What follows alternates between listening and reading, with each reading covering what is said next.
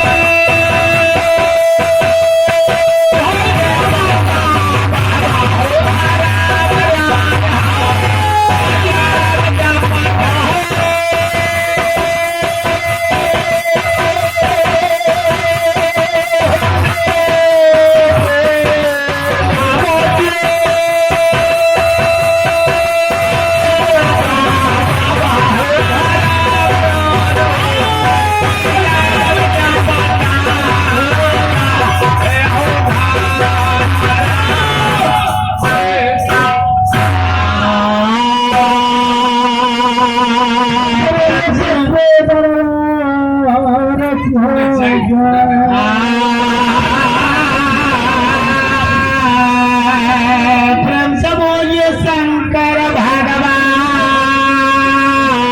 की अपने अपने गुरु हो महाराज के जा समय में माता जी छोट छोट बालक बुला लेते हैं संत महात्मा गयो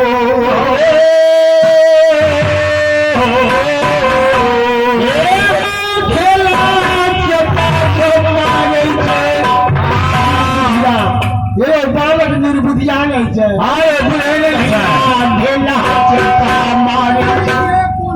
संत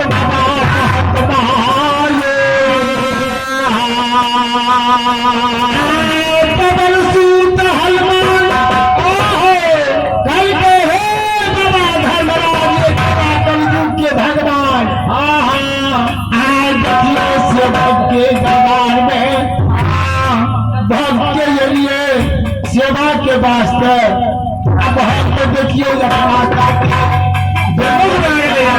देना चक्का बराबर बाबा धर्मराज कलयुग में यो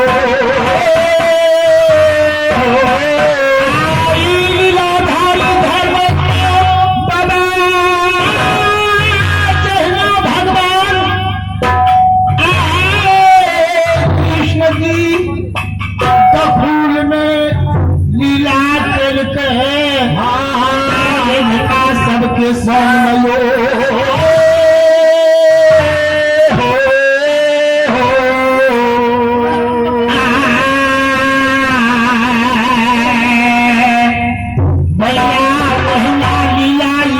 भगवान मत करे मरद भगवान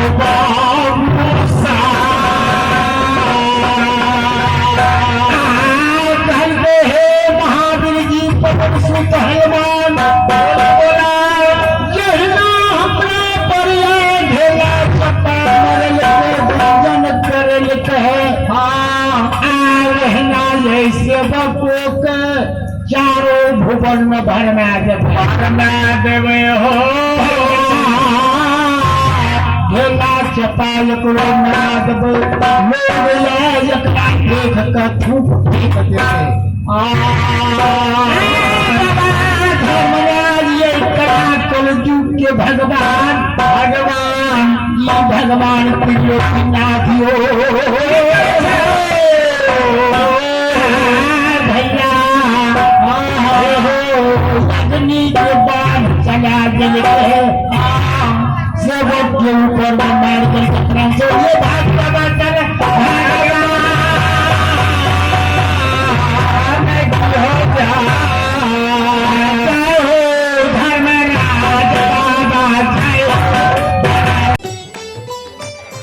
सब्सक्राइब कीजिए भक्ति बिहार यूट्यूब चैनल को और देखते रहिए इसी तरह का भक्ति वीडियो।